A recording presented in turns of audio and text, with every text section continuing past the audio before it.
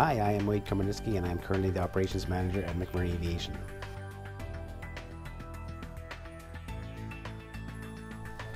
There are several things that we use in our services that use technology to mitigate or lower risks, both on board and off board the aircraft. One of the onboard, or the greatest technology improvements in the last recent while, is the use of GPS on the aircraft, giving us live position reporting and time to our destination, distance to destination, so that we know exactly where we are. That no longer requires the speculation of the pilot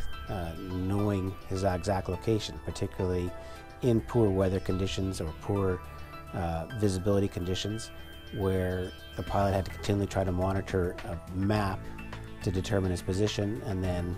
estimate his ground speed and then estimate his ETA. This is given to us live, real-time data all the time now. Of that, the pilots can now relay that information to the ground crew or the dispatch crew on the board, where they can be updated as far as the exact ETAs,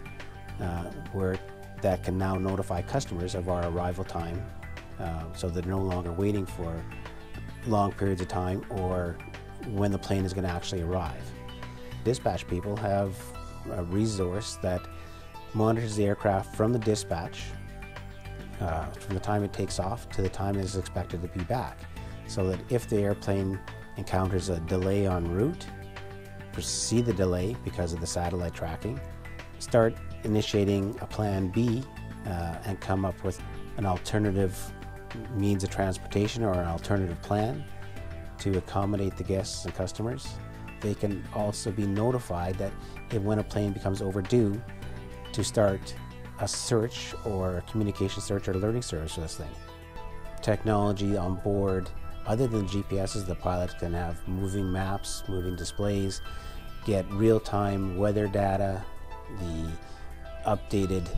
passenger manifests, and